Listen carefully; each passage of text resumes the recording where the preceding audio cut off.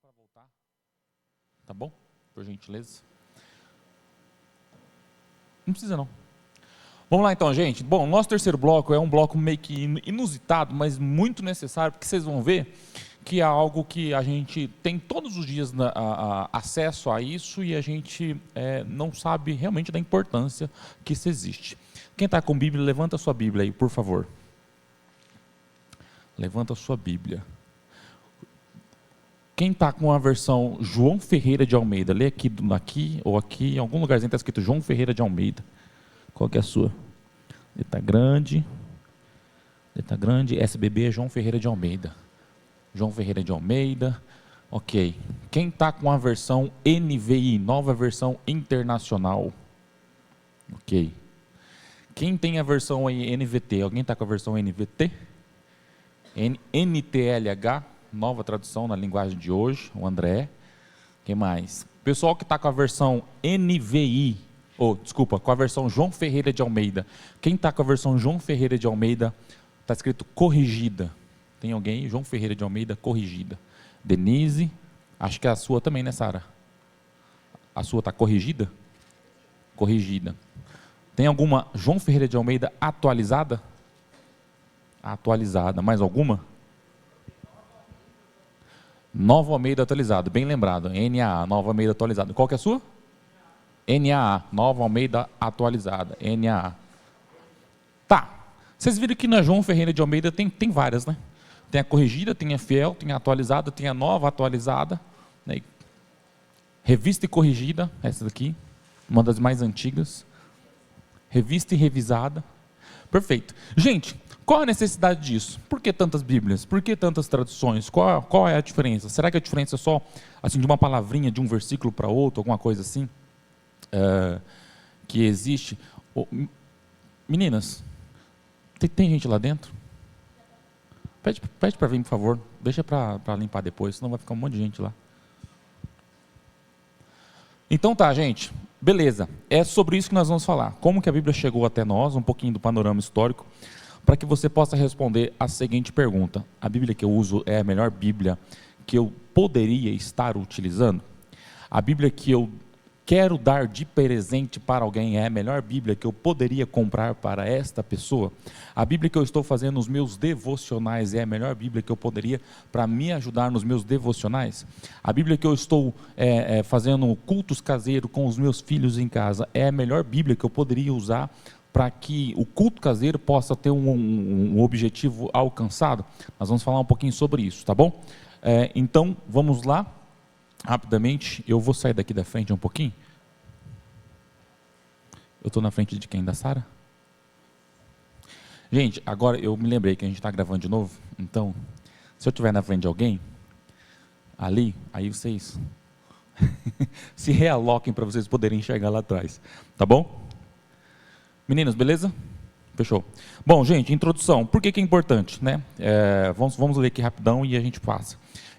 É importante por conta do enfrentamento de questões quanto à validade das Escrituras, quanto à fonte fidedigna de fundamentação da fé cristã. Quantos de vocês já ouviram assim, mas a Bíblia foi escrita por muitos homens, a Bíblia foi escrita por vários homens, por comedor de feijão, né? Como dizia o pai da Ju, a Bíblia foi escrita há muitos anos atrás, ou então assim, esses vídeos de Instagram que vai passando, você vai vendo ali e fala assim, porque a Bíblia tem muitos erros, e tem esse erro aqui, e tem mais de não sei quantos mil versículos que deveriam estar, que não estão lá, tem coisas que está tudo manipulado dentro da Bíblia. Já ouviram isso? Então, falar um pouquinho sobre traduções explica ou nos responde alguma dessas questões para que a gente, inclusive, tenha resposta quando alguém falar para a gente assim. O Caioda está sempre postando lá agora no Instagram, né? Mas a Bíblia está cheia de erros, está cheia de coisas que deveria estar, que não estão, tem, enfim, Lutero arrancou Bíblia, arrancou livros da Bíblia e tal. Como é que a gente responde isso? A gente responde isso sabendo um pouquinho da história, para dizer que não apenas a gente acredita num livro, mas a gente acredita num livro que é completamente fidedigno e digno de toda confiança, e que de fato é verdadeiramente a palavra de Deus. Estudar um pouquinho da história, e aí agora nós estamos falando da história da Bíblia, nos diz que Deus não apenas é o nosso Deus que cuida de nós, mas é que Ele é suficientemente forte para cuidar de absolutamente tudo na história, inclusive da sua palavra, da transição da sua palavra ao longo dos anos, tá bom? Então, falar um pouquinho desse assunto importa sim por questões em relação à nossa fé. Bom, os originais, que são os chamados de autógrafos, eles não existem mais, tá? Alguém vai perguntar, mas aquele texto o Gálatas, que foi escrito por Paulo, ele existe? Não, eles não existem mais. Ah, por que eles não existem mais? Porque quanto mais você usa uma coisa, mais se desgasta.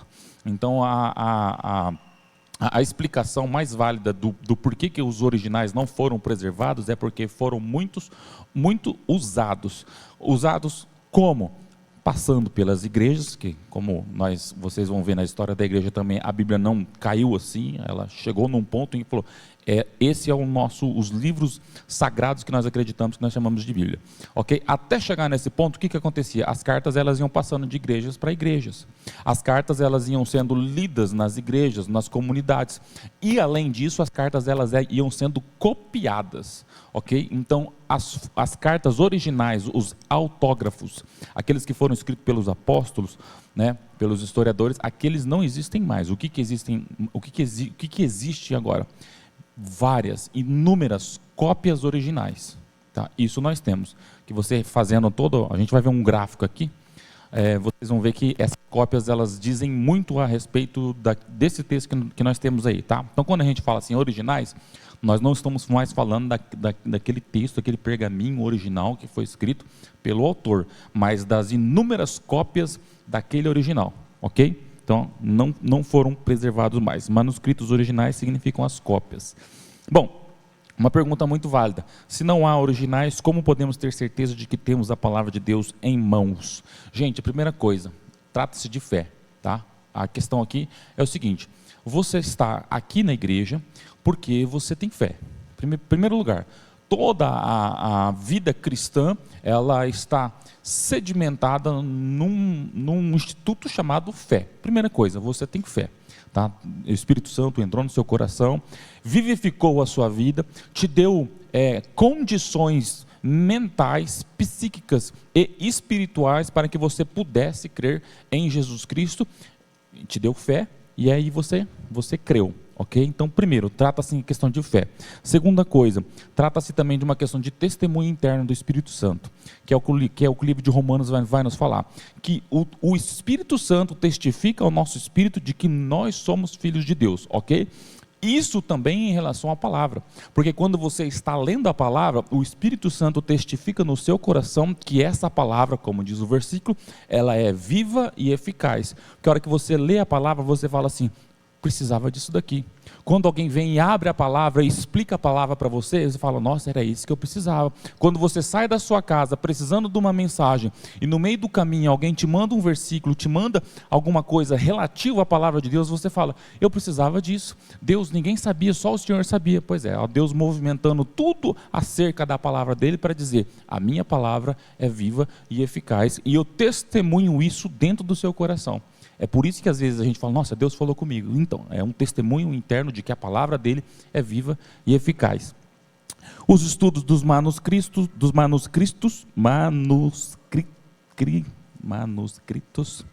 e os textos gregos do Novo Testamento, tá? Os textos que a gente chama de recebidos e crítico, texto crítico e recebido. Vamos falar um pouquinho sobre isso.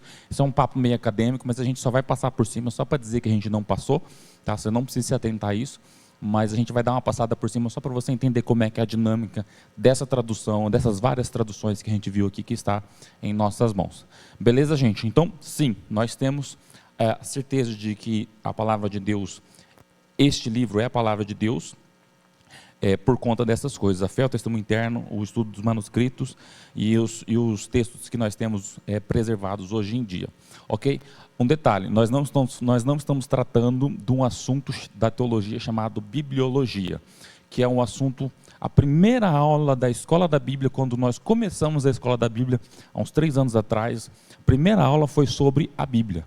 A gente estudou o ano inteiro sobre teologia sistemática e a primeira aula foi sobre bibliologia. Por quê? Porque tudo aquilo que a gente acredita provém da Bíblia. Então, eu preciso, antes de sair falando o que é que esse livro tem, eu preciso primeiro dizer a mim mesmo e a todos quantos estão ouvindo que este livro é verdadeiro. E a gente passou 4 horas aqui falando coisas a respeito da formação da Bíblia. Tá? Esta aula ela não tem a ver com bibliologia. Tá? Isso é uma outra coisa.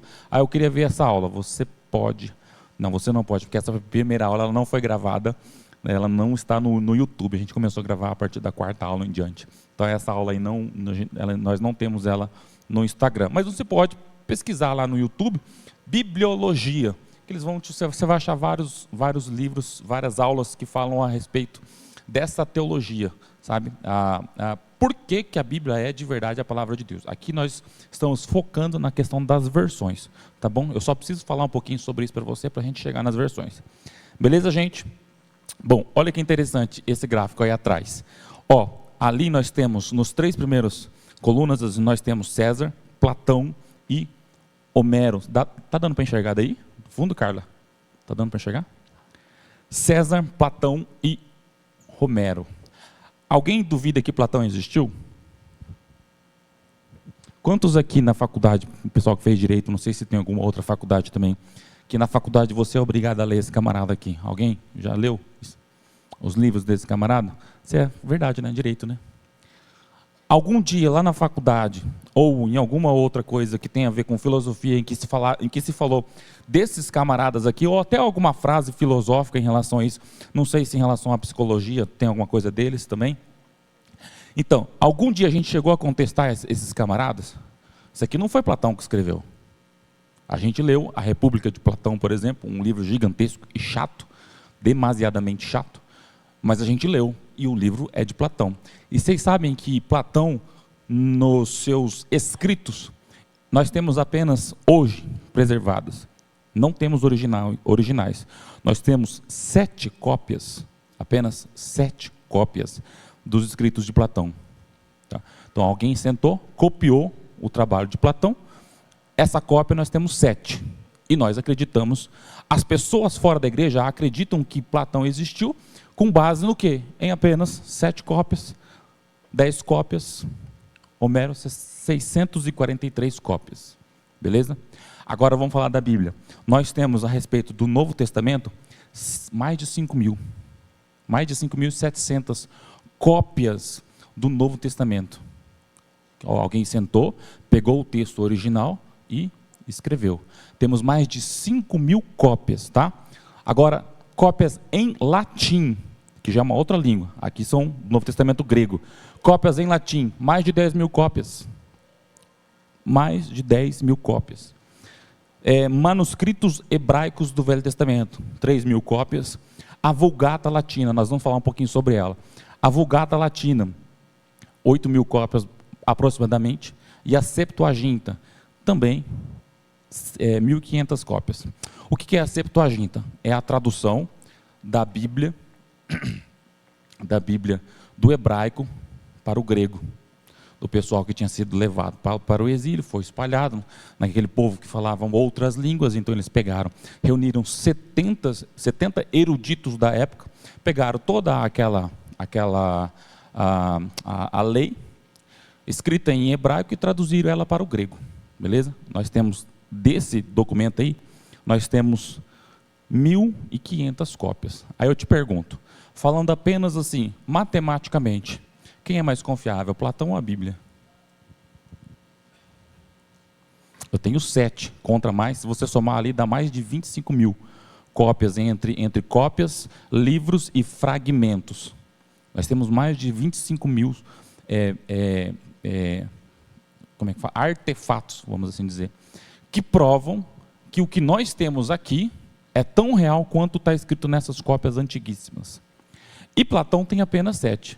Então, às vezes, as pessoas elas apontam o dedo para nós em relação a Bíblia é isso, a Bíblia é aquilo, a Bíblia é aquilo. Mas assim, eu só estou lidando com a lógica. É muito mais fácil acreditar num livro que eu tenho mais de 25.000 entre cópias e fragmentos do que num livro que tem apenas 7 cópias, 10 cópias. Entende? Então, só por esse gráfico, a gente já poderia dizer matematicamente que a probabilidade de que a Bíblia de que esse texto que nós temos aqui, ele é um texto verdadeiro, ele é um texto fiel a tudo aquilo, com base só nesses gráficos aqui, ok? Mas como é que eu posso fazer isso? Lógico, isso é um trabalho para estudiosos que levam anos, a vida inteira fazendo isso. O que esses estudiosos, ao longo das eras, eles fazem? Eles pegam os textos traduzidos, e aí eles comparam com essas inúmeras cópias antiguíssimas. E aí, comparando o texto traduzido da atualidade com as cópias antigas, eles falam, isso aqui é muito verdadeiro. Bate com essas mais de 25 mil cópias que nós temos aqui, cópias e fragmentos. Entenderam? Então esse gráfico aqui, ele já coloca por terra muita coisa para baixo. Beleza, gente? Bom, os manuscritos do Novo Testamento se dividem em dois grupos. E aí aquilo que eu te falei, os textos críticos, que basicamente são os textos mais antigos, as cópias datadas ali entre o primeiro e o segundo século. Aliás, o segundo e o quarto século. E nós temos 4 manuscritos. E esse texto recebido, textos receptos, são um pouquinho mais adiante. Os críticos são os mais antigos, e esses recebidos são essas inúmeras cópias que tem, que é alguns séculos depois, datados ali principalmente do final da Idade Média. Tá? Esse texto recebido aqui, a informaçãozinha que eu coloquei ali embaixo, foi fundamento para a tradução de Lutero, a King James. Vocês sabem que tem uma King James traduzida do inglês para o português, certo? Essa King James, lá de 1600 e alguma coisa, aí King James, né? Essa daí é a tradução do inglês para o português. A King James original de 1600 e lá vai pedrada, ela é os textos bases utilizados para a tradução da King James foi esse texto recebido. Ou seja, não foram aqueles escritos mais antigos, foram aqueles escritos que foram achados ao longo de tempos depois, mais ou menos ali no final da Idade Média. Tá? Esses textos aí nós temos aquele lá, aquele gráfico que eu passei. Esse texto aqui, cadê? NT grego, tá vendo lá? 5.700? É esse texto recebido aí, tá? Está dentro desses 5.700 aqui. Belezinha, gente? Bom, aqui eu vou passar só questão histórica, só para dar uma pincelada mesmo, só para não dizer que eu não disse, tá? Manuscritos originais, base para as traduções modernas, então são os textos massoréticos, que são manuscritos hebraicos, muito antigos, o Pentateuco samaritano, a Septuaginta, que eu já disse, a versão siríaca e os Targums aramaicos, tá? Os principais manuscritos que são base de todas as versões bíblicas são os do texto massorético. Quem disse isso é o historiador Luiz Saião. Então, isso é só uma informação histórica, só para dizer quais são as bases de tudo isso aqui que nós temos. Vamos lá. Qual é a necessidade, então, gente, de traduções? Primeiro, a Bíblia não foi escrita em português, a Bíblia não foi escrita para nós, a Bíblia não foi escrita na nossa cultura. Tem coisas daquela cultura que nós não entendemos, assim como tem coisa desta cultura que, se você leva para o Arizona, nos Estados Unidos, e fala alguma coisa dessa cultura, alguém que está lá, o quê? Você precisa traduzir a questão cultural também. Então, qual a necessidade de traduções? Porque o texto ele não foi escrito para nós. Ele foi escrito há mais de 1000 anos atrás, há muito mais que isso. O texto tem outros contextos, outras épocas. Vocês sabem que a Bíblia ela foi escrita entre um período de 1500 anos, do primeiro texto ao último texto. A primeira pessoa que escreveu e a última pessoa que escreveu estavam em continentes diferentes, em lugares diferentes, não se conheciam, não tinham WhatsApp, não tinha Instagram, não tinham como se comunicar, e o último que escreveu não se contradiz em modo nenhum ao que escreveu aqui ao longo dos 1500 anos. Beleza? Então, esse texto, que ele é um texto único, unitário, ele não tem redobras entre si, ele não foi escrito para nós. E a gente precisa traduzir isso para a nossa língua, porque qual é a intenção do texto? A intenção da Bíblia é que a gente saiba o que está escrito em grego. Senão, eu quero ler o original, então eu vou aprender grego, vou lá e vou entender grego, e vou ler em grego. Mas a intenção não é que eu saiba ler nos originais, a intenção é que o texto que foi escrito lá faça sentido para mim hoje. Por isso eu preciso traduzi-lo. E não apenas traduzi-lo, eu preciso traduzi-lo de um modo com que fique entendido nesta cultura. Por exemplo, acho que os mais jovens aqui, Pedro e Sara, sabe o que era o orelhão? Quer ver quem mais aqui? É Sofia? Valentina? Você sabe o que é o orelhão? Lá. Lá, a Sofia entrou no final. Sofia, você sabe o que é o orelhão? Olha, não, você vê, ó, aquela geração já sabe, essa aqui não. É culpa dela? Lógico que não é culpa dela. São coisas da nossa cultura que vão ficando. Daqui 200 anos, alguém vai falar assim, um dia eu estava no orelhão. Aí daqui 200 anos, não tem mais orelhão. Hoje já não tem mais, a gente vê alguns aí. Mas daqui 200 anos alguém vai ler essa frase em português. Uma pessoa deste país, há muitos anos à frente, que não sabe o que é orelhão, e vai falar assim, eu estava no orelhão? O que é isso, cara? Entendeu? Mas na nossa época faz muito sentido. Eu não preciso explicar o que é orelhão, que vocês sabem. Entende? Então você pega isso para um texto que foi escrito numa cultura e precisa traduzir ela para a nossa cultura. Eu preciso fazer com que isso daqui seja entendível de certa maneira, entendeu? Bom, a Bíblia, mudanças no vocabulário de cada geração, ajustes textuais, as versões e atualizações são necessárias para comunicar ao leitor de hoje o sentido do texto original. Outra informação histórica, tá? A Torá, a lei judaica, foi vertida para o aramaico no século VI a.C., durante o exílio dos israelitas na Babilônia, que são aqueles que a gente viu lá, que são os fundamentos, os Targums aramaicos. No século III a.C., em Alexandria, 72 rabinos trabalharam na Septuaginta, tradução grega da Bíblia hebraica. São Jerônimo, lembra do vídeo? Lembra desse camarada aí que ele passou no vídeo? Ela falou assim, nós não temos tempo para falar de muitas pessoas que viveram nessa época. Aí falou Agostinho, Atanásio de Alexandria, Ambrósio de Milão, e você lembra o que ele falou? É o São Jerônimo, o Jerônimo que foi quem traduziu a Bíblia para a Vulgata. Tá? Concebeu a Vulgata, tradução para o latim, vulgar no sentido da língua do povo, tá?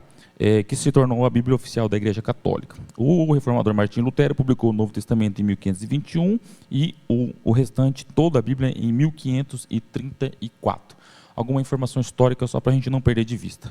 Bom, vantagens então de uma tradução. Podemos comparar as traduções. Olha ali o exemplo que eu estou te dando em relação ao texto de Amós. Na Almeida Corrigida e Fiel, ela diz assim, Amós 4,6, por isso também vos dei limpeza de dentes em todas as vossas cidades. Aí você fala, limpeza de dentes, como assim? Aí você pega uma outra tradução e começa a comparar. Na NVI ele vai falar assim, esse limpeza de dentes significa estômagos vazios. Aí você fala, tá, e aí? Aí você vai para a NVT, aí ele fala, eu te trouxe fome. A nova tradução na linguagem de hoje, o mesmo texto, ele vai traduzir, eu fiz com que te faltassem comida.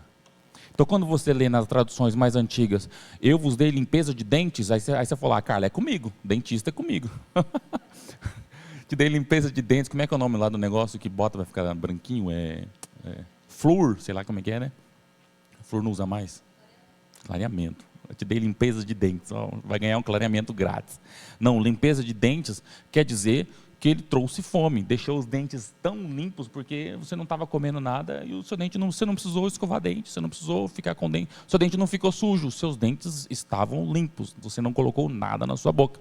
A tradução mais atual ela vai dizer o seguinte, foi eu que dei fome para vocês, não dei alimento, vocês ficaram com fome.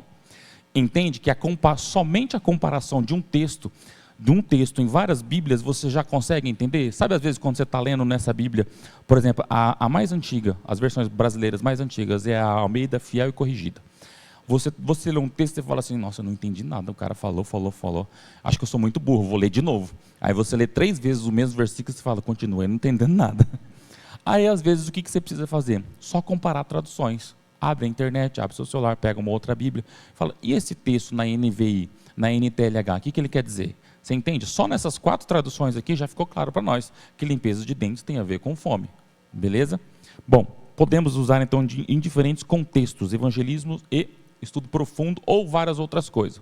Aquilo que eu te disse, aquela versão ali, que é nós vamos falar um pouquinho mais, essa versão é a Almeida Corrigida e Fiel. Traz aqui para mim. Essa é a Revista e Corrigida. Revista e Corrigida. Essa daqui, das versões Almeida, ela é uma das mais antigas. Você vai achar nessa Bíblia aqui, por exemplo, Deus sonda os rins, ou os meus rins me ensinam, nessa versão. Você vai falar assim, os meus rins me ensinam? Como assim? Aí, você vai ler nessa mesma Bíblia, lá na frente, quando Paulo vai falar para a gente se amar, ele fala uma característica, amem-se uns aos outros com amor, com afetos entranháveis, entranhas, rins, ok? Aí você vai para a tradução nova, você vai entender que quando ele vai traduzir rim, ele bota coração. E aí se você pegar rim e entranha, você entende que naquela época eles entendiam que o sentimento, o centro do ser humano estava aqui. Quando eu digo assim para você, fala, nossa, isso doeu no meu coração. É nesse órgão aqui que bate no meu peito que doeu? Eu estou falando doeu no meu coração, mas a linguagem figurada quer dizer que doeu na minha alma, doeu no meu ser, doeu dentro de mim de tal maneira que vai me tocar, ok? Essa mesma ideia de que dói na alma, naquela época era entranhas. Então me doeu tanto que, sabe assim, quando, por exemplo, você está nervoso, a primeira coisa que ataca você, o que é? Intestino. Não é? O pessoal vai fazer uma prova e aí fica, ai meu Deus, ai, não é?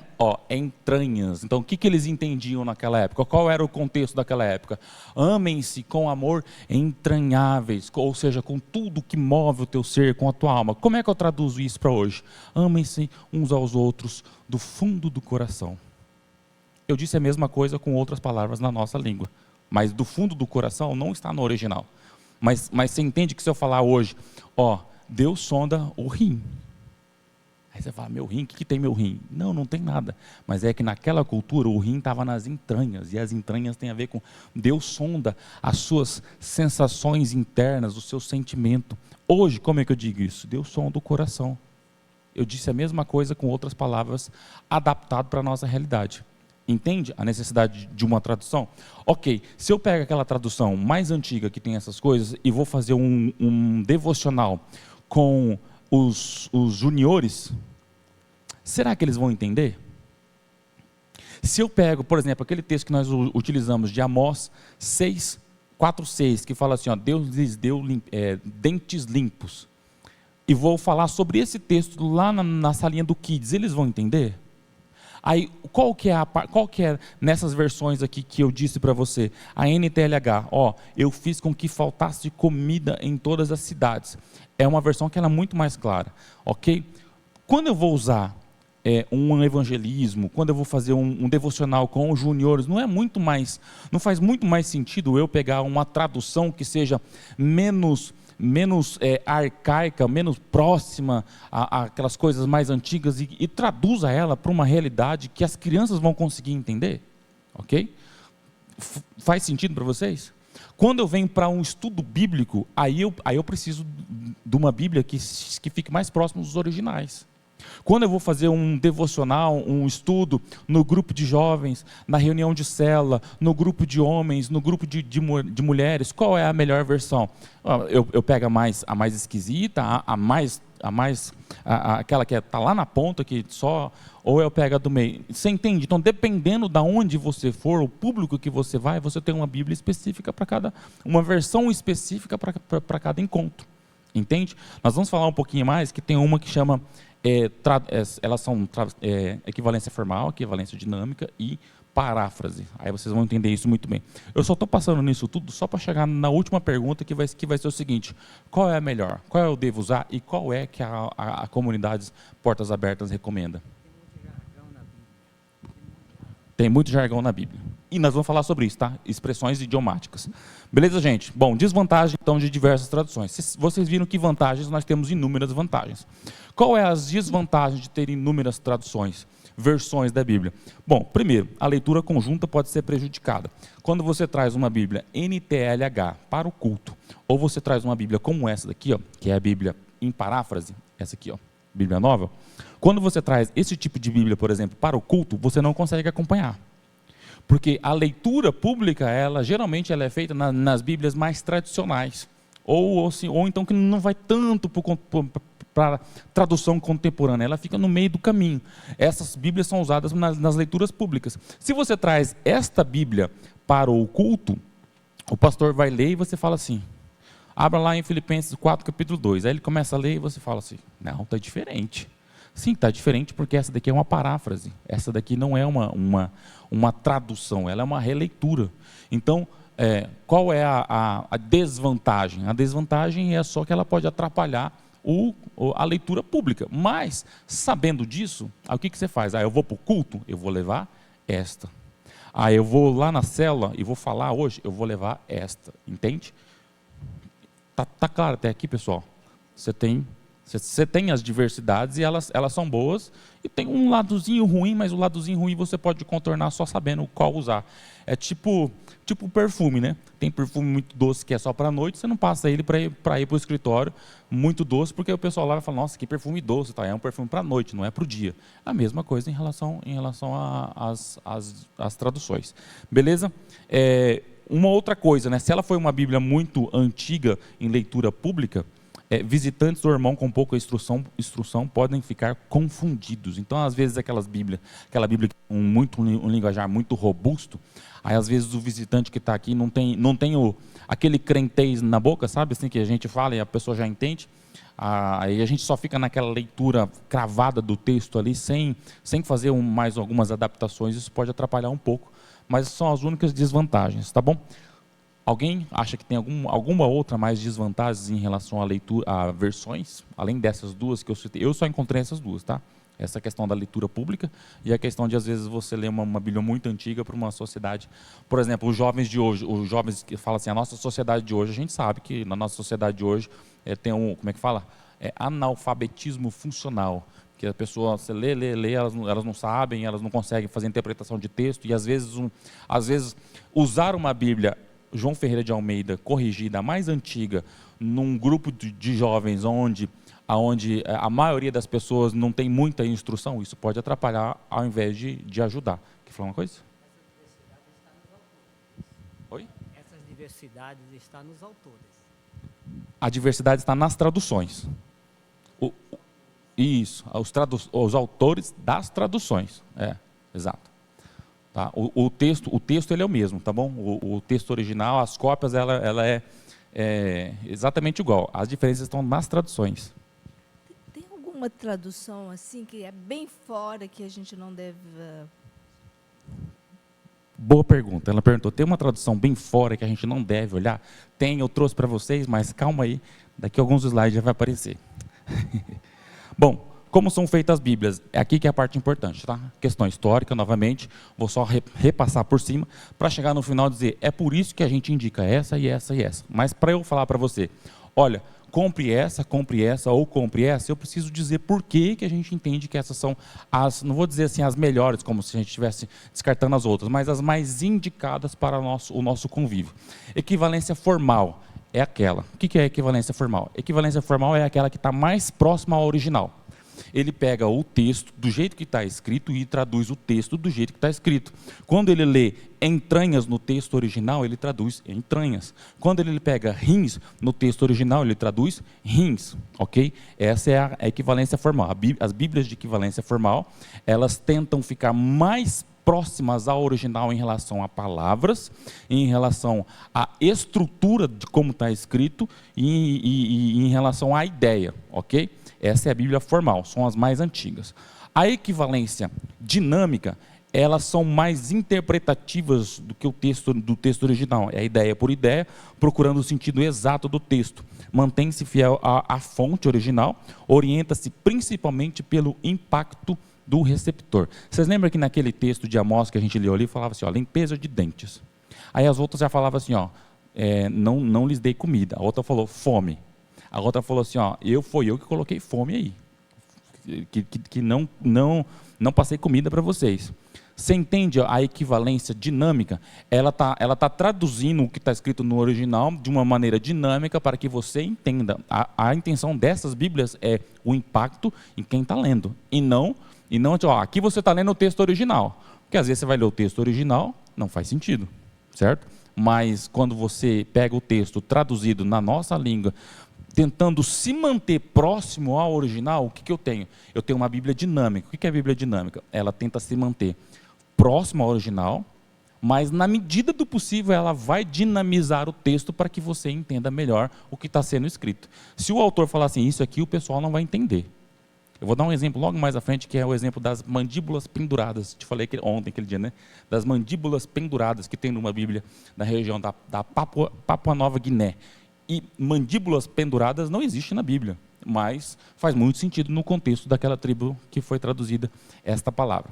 Beleza, gente? Equivalência formal e equivalência dinâmica. Formal, mais próximo dos originais. Dinâmica, tenta se manter próximos aos originais, te dando uma dinamizada no texto para que você possa entender o sentido real da coisa, beleza?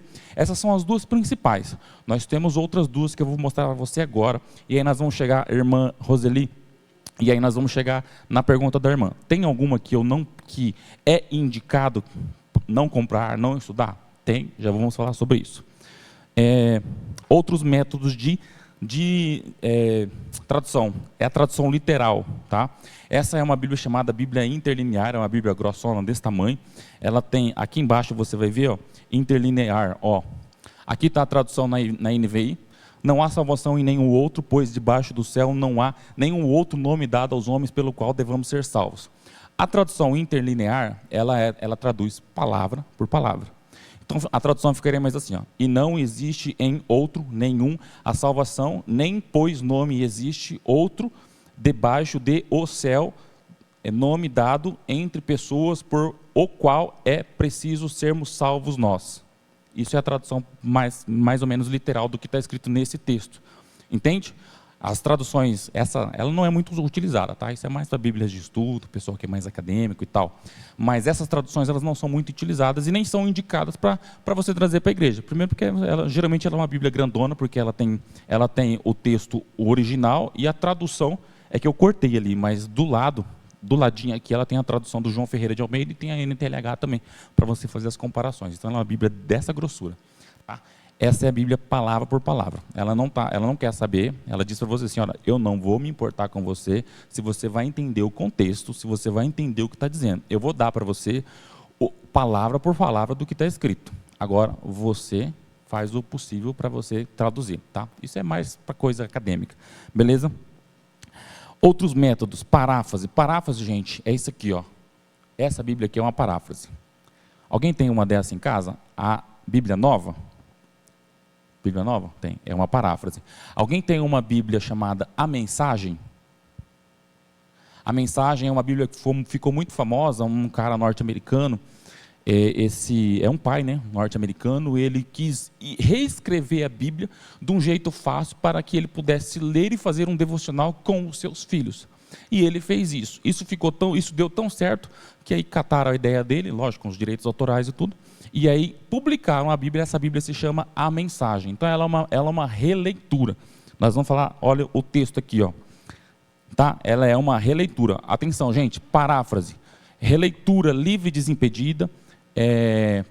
O autor pode fazer alterações na mensagem, acrescentando ou tirando elementos do original, desde que se mantenha fiel ao texto e ao conteúdo da mensagem. Ó, antes da gente prosseguir, presta atenção aqui. Essa passagem que a gente vai ver é aquela passagem daquela música que a gente canta, né? Marta lá, está ali aos pés de Jesus, está chorando e tal. E aí ela começa a chorar e molhar os pés de Jesus e enxuga com seus cabelos.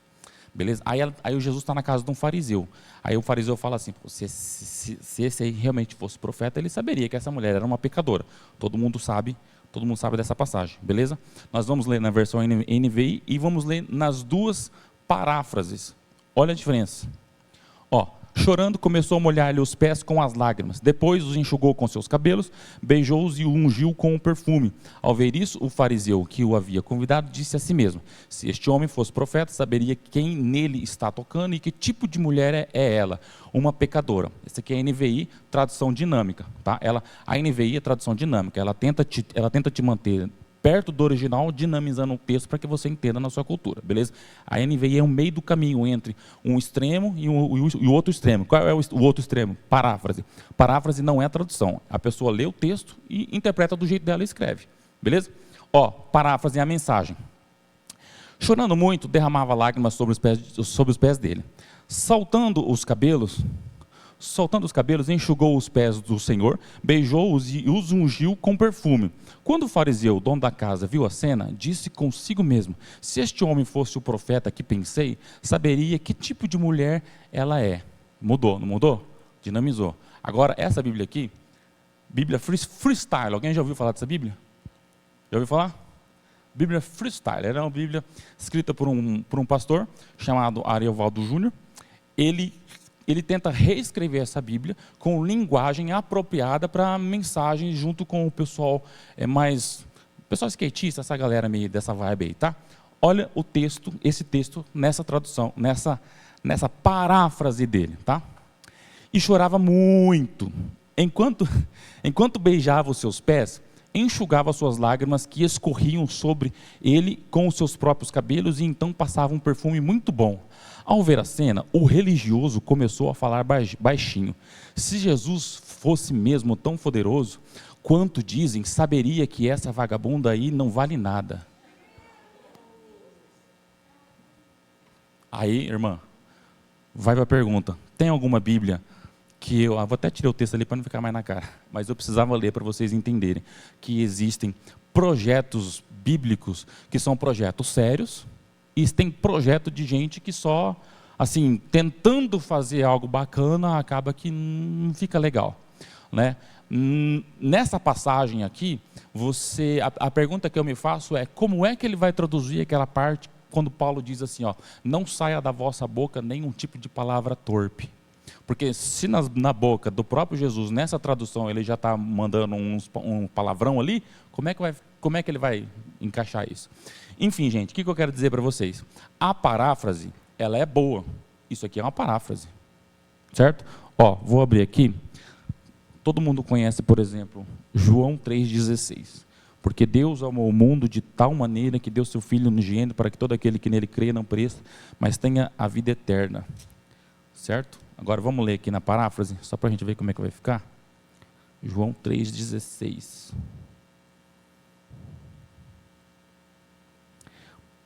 Porque Deus amou tanto o mundo que deu o seu Filho único para que todo aquele que nele crer não pereça, mas tenha a vida eterna. Está basicamente igual como a gente sabe. Mas é porque é um texto muito conhecido, então não precisa dinamizar muito ele. Mas alguns outros textos você vai perceber que tem uma linguagem um pouco mais... Inclusive a pessoa vai pegar uma Bíblia dessa. Alguém me mandou um vídeo essa semana e falou assim, estão arrancando textos da Bíblia, versículos da Bíblia que não estão lá, e o diabo que está fazendo isso daí, papapá. A Bíblia, aqui ó, NVI, a Bíblia NVI arrancou não sei quantos textos da Bíblia e tal. Aí você vai ver o quê? Falando da paráfrase. Por que a paráfrase não dá para você trazer para o culto para acompanhar? Porque na paráfrase, o que nós temos ali? Uma releitura. E às vezes o cara pega a ideia por ideia, ele pega a ideia de 4 versículos e ele escreve, só que tipo assim, o que estava aqui ficou melhor aqui, o que estava aqui ficou melhor aqui, e ele entregou para você o sentido do texto. Só que agora, como ele misturou a ideia dos 4 versículos, não dá mais para ele colocar versículo 1, 2, 3 e 4. Aí lá no comecinho está assim, ó, 1/4, de 1 a 4, está nesse parágrafo aqui, entende? Então, na NVI, nós vamos falar um pouquinho sobre isso. Ah, tem um texto que não está. Não, é que em relação aos estudos, nos principais textos antigos, lembra lá o texto recebido e o texto crítico? Nos principais manuscritos antigos, não consta essa parte. Aí o que eles fazem? Aí eles colocam lá no rodapé. Na Bíblia Almeida, vocês já leram alguma Bíblia com aquele colchetezinho? Já reparou? Já reparou que na Bíblia tem um colchete? Aí você fala, por que isso aqui está escrito entre colchete? É o mesmo sentido. Aquele colchete é algo que não tá escrito nos melhores manuscritos antigos, mas caso você queira que ele esteja, ou seja, eles estão em muitos manuscritos, mas nos melhores eles não estão. Então o cara coloca entre colchetes, tá? Para dizer para você, uma passagem, eu já vou até adiantar aqui um texto que a gente ia ler, mas uma passagem muito, muito emblemática é aquela que fala do Jesus no tanque de Betesda. Aí o que fala lá? Que o anjo descia, Jesus passando pelo tanque e tal, tinha um paralítico lá, aí começa, colchete. De vez em quando o anjo descia, mexia a água, e o primeiro que pulasse na água era curado. E aí, versículo 5, se eu não me engano, o 4. Aí ele fecha o colchete e vem para o versículo 5. Se você pega esse versículo que está entre colchete e tira, você não tira o contexto da história. Nas versões antigas, ele bota isso entre colchete para dizer o seguinte, olha, esse versículo ele não se encontra nos melhores manuscritos Lá do passado. A NVI, ela não coloca o versículo, mas ela te coloca um asterisco lá embaixo. Ela fala assim, aliás, ela coloca o versículo e coloca um asterisco. Ela fala assim, este versículo não consta nos melhores manuscritos do passado. Aí se você pega a Almeida Revista e Atualizada, por exemplo, ela coloca o versículo fluido no texto sem o colchete. Ou seja, o versículo está lá. Se você coloca o versículo, a teologia daquele contexto está ali. Se você tira esse versículo, a teologia do contexto. Ah, mas por que está? Porque ele não consta nos melhores manuscritos. Entenderam? E nos originais? Os originais nós não temos cópias. O que nós temos? Nós temos mais de 5.000 cópias inteiras do Novo Testamento preservadas, que você, comparando essas cópias preservadas com o texto que nós temos basicamente 98,9% de tudo o que está escrito na nossa Bíblia atual está exatamente igual ao que está escrito nesses manuscritos antigos. E esse 1% seria o quê? Esse 1% seria a diferença de nomes, diferença de cidade. Um fala cidade tal, outro fala cidade tal. Mas, você entendeu? São diferenças irrelevantes que não mexem na nossa doutrina. Mexem em questões, às vezes, assim, de historicidade, sabe? Quem foi? Tem um nome lá que não tinha no outro. Aí, o que ajuda? A arqueologia. Nós estamos no ano muito avançado. Onde que a arqueologia entra aqui? Porque a gente vai descobrindo escavações. 1947, vocês sabiam que foi descoberto um rolo inteirinho, um pergaminho inteirinho, rolo inteirinho do livro de Isaías, que não se tinha cópia até então? Ele foi descoberto em 1947. E olha que coisa, ele está exatamente igual ao que está nas nossas traduções mais antigas que ele. Entende? Então, assim, as revelações arqueológicas, elas vão dizendo para a gente, olha, isso sim, o que você tem aí, ele é muito confiável mesmo, você pode ir de olho fechado no que está escrito aí. Por quê? Porque tem toda essa história aqui para dizer, isso aí é um texto muito confiável, tá? Bom, gente, então, partindo desse pressuposto, respondam para mim. Qual Bíblia é mais confiável? A de equivalência formal dinâmica, ou no caso a mais literal, aos originais, ou a mais interpretativa? O que vocês acham? Qual é a mais confiável?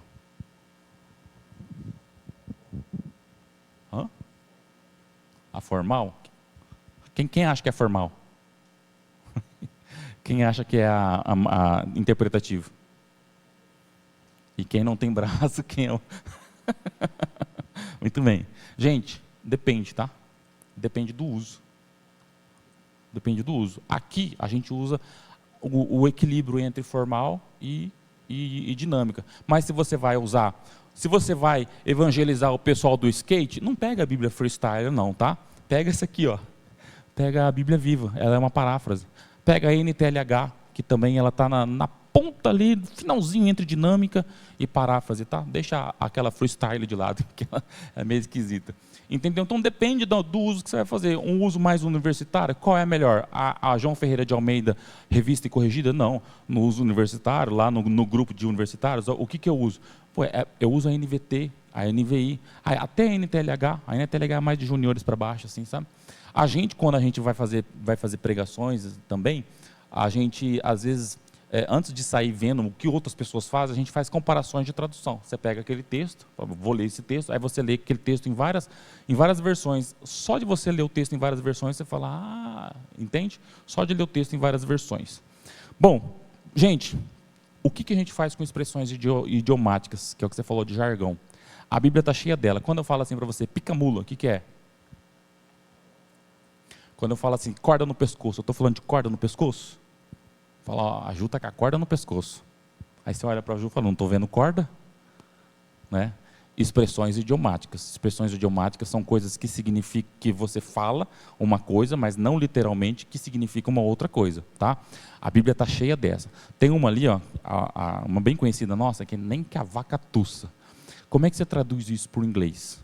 No inglês, você tem uma expressão parecida, que é aquela ali, ó, when pigs fly, que quer dizer, quando porcos voarem, que é uma equivalência cultural da mesma coisa que para nós significa, nem que a vaca tussa.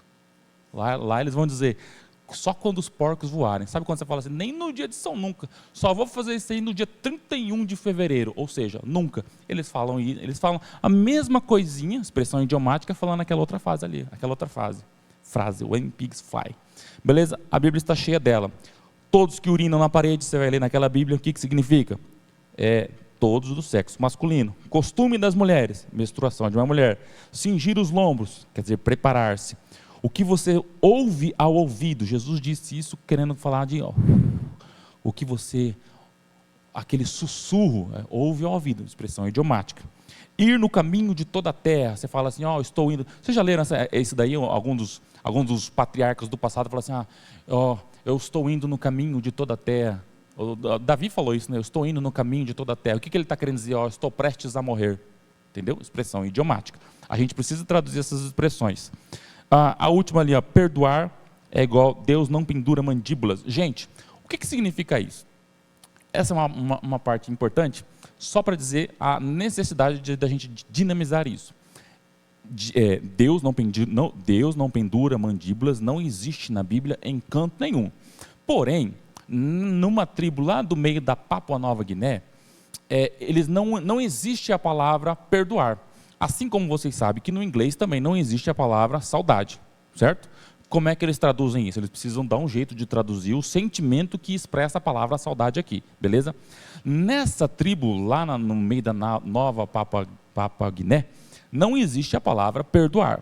Aí, o que os tradutores da Bíblia fizeram naquela época? Observando a cultura, eles têm um hábito dessa tribo. Eles, quando um parente morre, alguém próximo, um amigo morre, e aí eles querem vingar, assassinado, né? Eles querem vingar aquela pessoa. Antes de enterrar, eles arrancam a mandíbula dessa pessoa e penduram na porta da casa. Aí você fala, nossa, que esquisito. Por que eles penduram a mandíbula na porta da casa? Para que aquela mandíbula sirva de lembrete. Enquanto aquele cidadão, enquanto aquele parente não for vingado, eu não descansarei. Entende? Então eles penduram a mandíbula para saber, eu vou vingar a vida de fulano. Aí eles, entendendo um pouco dessa cultura, quando eles falavam que Deus quer perdoar, o que eles colocaram na tradução dessa Bíblia, lá na nova Papua Guiné? Eles escreveram assim, Deus não pendura mandíbulas. Entende? Se eles colocar Deus perdoa, é uma palavra que para eles não tem sentido.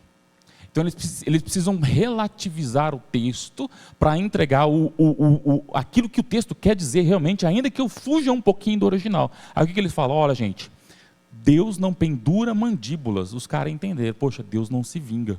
Eu também não posso me vingar. É o mesmo conceito de perdoar. Entende? Agora, se eu fico preso ao texto, não, eu quero uma Bíblia que ela é fiel ao original. Você pode pegar uma Bíblia fiel ao original, mas às vezes no nosso contexto você não vai entender. Tá? Deus não pendura mandíbulas, é um dos exemplos mais emblemáticos da necessidade de relativizar o texto. Tá? Aqui eu fiz um gráfico para vocês, partindo então da equivalência formal. Eu quero a mais próxima possível às originais. Daqui para lá, nós temos então a Almeida Corrigida Fiel, Revista Corrigida, tradução brasileira, essa aqui é pouco conhecida. Um equilíbrio entre a dinâmica e a formal, nós temos a Revista Atualizada, nós temos a Almeida do século XXI e nós temos a NA, a Nova Almeida Atualizada. A Nova Almeida Atualizada, ela está aqui, presta atenção aqui, ela tá no extremo do quase chegando na equivalência dinâmica, mas ela ainda não é dinâmica, ok? Aí a primeira, a NVI, a NVT, estão iguaizinhas. Aí você tem a Bíblia de Jerusalém, a Bíblia é o extremo da equivalência dinâmica, e aqui tem um N a mais. Dinâmica. Aí você tem a paráfrase. Paráfrase é o quê? É uma tradução? Não, paráfrase é uma releitura e eu falo o texto do jeito que eu quiser para que você entenda. Uma paráfrase séria. Aquela Bíblia viva e a mensagem. São paráfrases ótimas, paráfrases boas, tá? O que a gente usa aqui na igreja? Praticamente essas duas, Nós estamos no equilíbrio entre o formal e entre o dinâmico. Você pode ver que às vezes o pastor está aqui no texto, ele fala assim, coloca para mim a NAA. Coloca para mim a NVI, coloca para mim aquela revista e corrigida. Revista e corrigida é a mais formal. Então você sabe aqui, agora nesse gráfico aqui de estamos indo, nós temos essa questão aí. E aí, gente, melhor tradução nós já falamos então, depende do uso.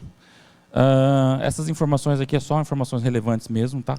As Bíblias, elas nem sempre tiveram capítulos e versículos. Eusébio de Cesareia dividiu ela foi o primeiro a dividir o texto bíblico. Esse Stephen Langton, de Cantuária, dividiu a Bíblia em capítulos. Que mais? O terceiro ponto ali é nos dias de Santes Pagnino de Luca, que colocou os versículos, né? Bom, os colchetes eu já falei. Itálico são palavras. Já perceberam o itálico na Bíblia também? Está lendo? Tem um texto itálico. Geralmente o itálico ele não é uma palavra. O itálico ele é uma conjunção, tá? Porque no grego e no hebraico não existe conjunção. Então, ao invés de você falar assim, homem justo, homem de justiça. Aí esse de, por exemplo, tá assim, homem justiça. É assim que está lá, homem justiça. Não tem característica. Então tem homem e a justiça. Aí você traduzindo para a nossa língua, você vai falar, bom, ele quer dizer que esse é um homem de justiça. Aí o que coloca? Homem de justiça ou homem justo. Entende? Então eu preciso fazer isso. Beleza? Bom, Lúcifer na Bíblia, rapidamente, eu falei que eu ia falar sobre isso. E aqui a parte mais emblemática. Tudo isso tem a ver, tá? Tudo isso tem a ver com traduções. O nome Lúcifer não existe na Bíblia, ok? A série Lúcifer, te repreendo, Lúcifer, tal. Gente, o nome Lúcifer não existe na Bíblia. Como que aconteceu o nome Lúcifer? Lembra do São Jerônimo que a gente viu? Bom, o São Jerônimo, cara vocês viram ali que foi um cara importantíssimo, mas numa tradução da Bíblia, que é chamada tradução Vulgata, que é a tradução do texto para o latim da época, ok? A igreja já estava, vocês viram ali, a igreja já estava chegando no império, né? A igreja precisava de uma tradução mais da língua do povo. O que vai fazer? Vamos traduzir essa Bíblia para o latim. Olha a Vulgata latina que está escrito lá, ó. Eu não sei, evidentemente eu não sei ler latim, mas a palavra em vermelho está escrita assim, ó, Lúcifer. Está vendo o texto aí? Esse texto é de Isaías 14. Olha como é que ela está na Almeida Corrigida Fiel. Como caíste desde o céu, ó Lúcifer, filho da alvorada, como fostes cortado por terra, tu que debilitavas as nações. Na NVI, como você caiu dos céus, ó estrela da manhã, filho da alvorada, como foi atirado à terra, você que derrubava as nações. Tá? Esse texto ele está falando do rei da Babilônia, ok? Tá estrela da manhã? Tá. Estrela da manhã. Beleza. Alguém abre aí esse Isaías 12, 14. Alguma está escrito Lúcifer? Isaías 12, 14. Hã? Isso. 14, 12. Tem alguma escrito Lúcifer?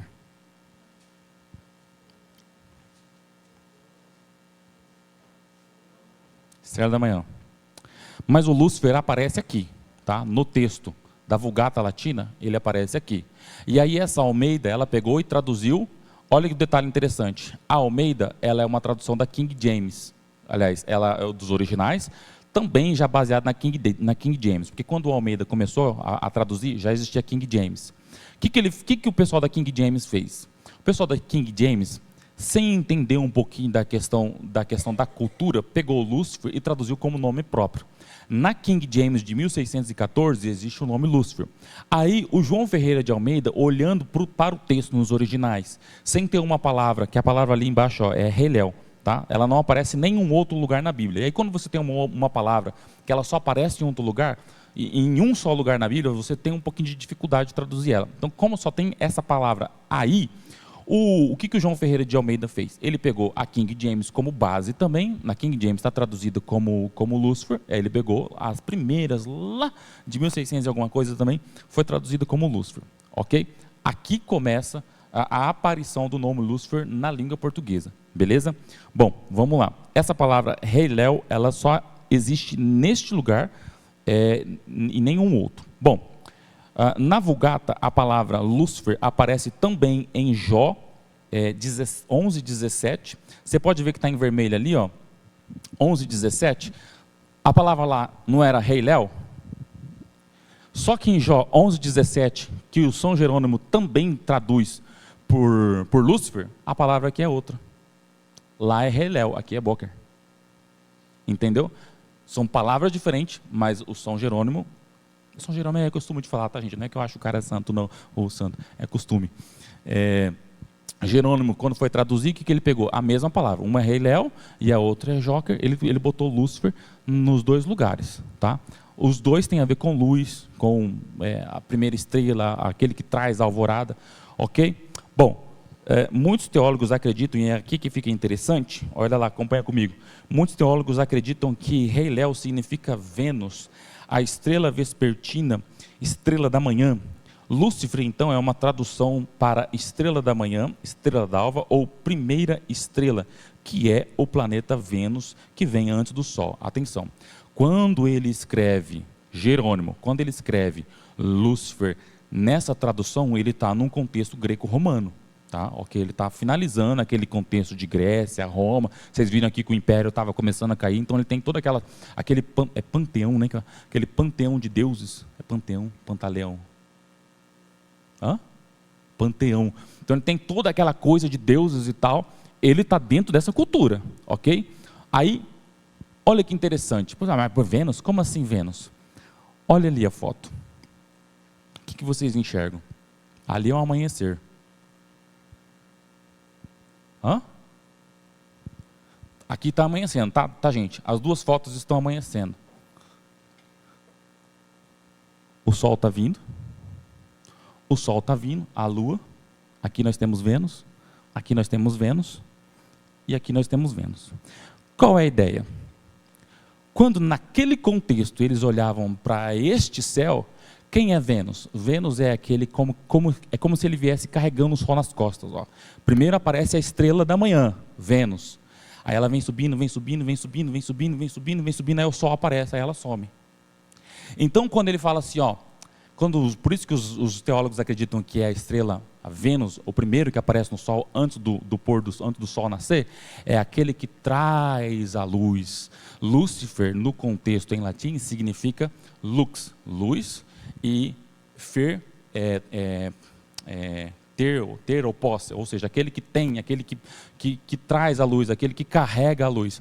A ideia é essa, tá? Então você tem Vênus aparecendo primeiro no céu, aí você tem ele carregando aqui, aí a hora que o sol aparece, ele some. A estrela da manhã. Fez sentido a palavra, tá? Não estou falando de luz, estou falando, faz sentido o estrela da manhã? Estrela da manhã não é o sol, estrela da manhã é a primeira que aparece antes de trazer a luz. Ele é o portador da luz, ele vem trazendo a alvorada. Ok? É isso que tinha na cabeça de Jerônimo. Entendeu? Beleza. Aí você vai falar assim, mas estrela da manhã, a Bíblia fala que estrela da manhã, lá na frente vai falar assim que Jesus é a estrela da manhã. Vamos chegar lá. Vamos chegar lá, gente. E aí aqui eu vou colocar um triplex na cabeça de vocês, mas eu já vou destruir ele também. Bom, vamos lá. Em 1 Pedro 2,19, também aparece Lúcifer. Mas o termo ali, olha só, Jerônimo traduziu lá no Novo Testamento, 2 Pedro 1,19, ele traduziu por Lúcifer uma outra palavra, só que agora uma palavra grega. Qual palavra? Te lembra alguma coisa disso aqui? Não está enxergando? Fósforos. É aquela palavra lá que traduzida significa fósforos. Te lembra alguma coisa? O que você faz com fósforo? O fogo não é a luz? O fogo não acende, o fogo não ilumina? Aí, essa palavra que está escrito em 2 Pedro, capítulo 1, versículo 19, capítulo 2, 19, 2 Pedro, capítulo 1, 19, essa palavra, fósforos, o Jerônimo pegou e colocou Lúcifer. Porque na cabeça dele, Lúcifer é aquele que traz luz, fer, portador. É aquele que traz a luz. Olha o que o texto está dizendo na Vulgata. E habemus firmiorum profectum sermon. Vamos lá. Finalzinho ali em vermelho. Aqui, Et Lucifer cordibus vetris. Tradução desse versículo. E temos muito firme a palavra dos profetas, o qual bem fazem estar atentos como a uma luz que ilumina no lugar escuro, até que o dia amanheça. A ideia de que está escuro, o pecado deixou tudo escuro, e o dia amanhecer. Como que o dia amanhece? Com a salvação. O dia amanheça e a estrela da alva apareça nos nossos corações. NVI, mesma coisa. Como uma candeia que brilha em lugar escuro, até que o dia clareie e a estrela da alva, nasça em seus corações. No texto de 2, esquece tudo que eu te falei. Se você ler o texto de 1 Pedro, 2 Pedro, capítulo 1, versículo 19, você vai falar, ele está falando de quem? De quem? Sem medo, gente. Só que o Jerônimo traduziu esse Jesus na Vulgata como? Lúcifer. Lúcifer nunca foi o diabo. Lúcifer é um título para identificar aquele que porta a luz, aquele que traz a luz, aquele que faz a luz brilhar. Ok? Beleza. Pessoal do senhor. Meu Deus, e agora? Tá, vamos finalizar essa conversa. Bom, e aí para fechar mesmo, para dizer que Pedro está dizendo de Jesus, em Apocalipse 2:28, o termo estrela da manhã se refere a Jesus. Moral da história, erro de tradução. Vai lá para o final. Devo chamar o diabo do que então, gente?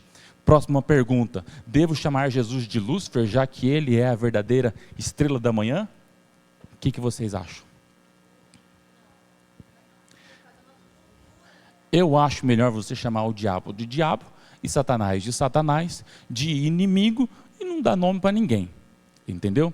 Eu acho melhor você chamar Jesus de Jesus. Ah, mas agora eu descobri que Jesus é a verdadeira estrela da manhã, ele é o Lúcifer. Aí eu vou sair agora eu vou pegar o microfone semana que vem. Viva Lúcifer! Não faça isso. Não faça isso. Na nossa cultura aqui, não faz menor sentido você fazer isso. Não é sábio da nossa parte. Não tem benefício nenhum a gente pegar agora com o conhecimento que eu tenho e falar assim, agora também eu vou fazer isso. Você entendeu? Não, não tem. Eu disse isso para vocês só para que vocês saibam que as coisas são desse jeito, porque afinal de contas essa é uma escola da Bíblia, e aqui a gente fala de Bíblia. Então, qual que é o contexto? Feche com chave de ouro, esquece Lúcifer.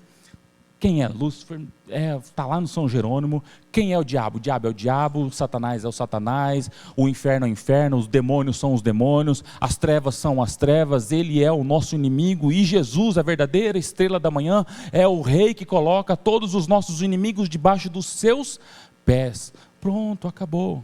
Entendeu? A partir de agora, amado Lúcifer, não faça isso, não é sábio, não é inteligente. Ah, mas então vou chamar de o diabo. Não faça isso, não é inteligente. É só para você saber que este nome, ele não está na Bíblia, porém, ele tem um início. O que eu faço com essa informação agora? Nada, gente. Só fica com ela aqui. Não bota ela para fora, não chega lá no seu grupo de WhatsApp e fala, gente, vocês sabiam que Jesus, vocês sabiam? Não faz isso não. Entenderam a parada toda? Escutem uma coisa. Nenhum conhecimento, isso é importante, tá? Nenhum conhecimento que não traga vida não provém de Deus. Toda teologia que a gente faz, ela precisa produzir vida naqueles que nos ouvem. Portanto, se eu sei de alguma coisa e faço algo e aquilo não produz discórdia, produz contenda, então eu já não estou fazendo isso com base no amor. Entende? A informação existe, se vocês forem pesquisar, é isso que acontece, é daí que veio, mas e agora, o que eu faço? Não faz nada, você só sabe que o nome de Lúcifer não é Lúcifer, e você sabe que Lúcifer é uma conjunção de palavras que significa luz e portador, que nunca se referiu a Satanás. Satanás tem um nome, a Bíblia chama ele de inimigo, de Satã, de diabo, ok? De dragão. Por que mesmo que Lúcifer passou a ser ligado ao diabo, Satanás? Por que esse nome passou a ser relacionado ao diabo? Por conta da tradução. Porque quando eles traduziram, e aqui eu fecho, tá, gente? Já vamos ficar de pé.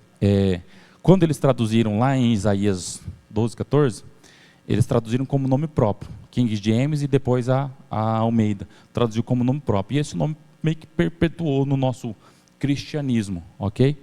Mas se você olhar o texto também não está falando de um ser angelical, o texto está falando do rei da Babilônia, ok? Aí que mora um dos problemas, mas isso é uma coisa para um outro pôr do sol, uma outra aula de questões de como é que eu interpreto a Bíblia, de maneira literal, de maneira alegórica. Dá para fazer das duas coisas, mas a alegoria, ela faz com que às vezes eu enxergue coisas onde não tem. Então a resposta é que alguém interpretando a Bíblia de maneira alegórica disse, esse texto não está falando do rei da Babilônia, ele está se referindo à luz, ao diabo. E o nome dele, como está traduzido, é Lúcifer. E aí esse nome perpetuou por séculos, séculos e séculos. Beleza, gente? Fechou? Amém, vamos ficar de pé. Eu vi que a hora que eu estava falando da estrela da manhã, você já estava cochichando. Eu falei assim, elas estão falando que a estrela da manhã é Jesus. Tá bom, gente? Ó, mais uma vez, obrigado pela paciência de vocês. E que Deus mantenha vocês sempre com esse desejo de aprender. Obrigado pela paciência, Deus te abençoe. Que Deus mantenha sempre vocês com esse desejo.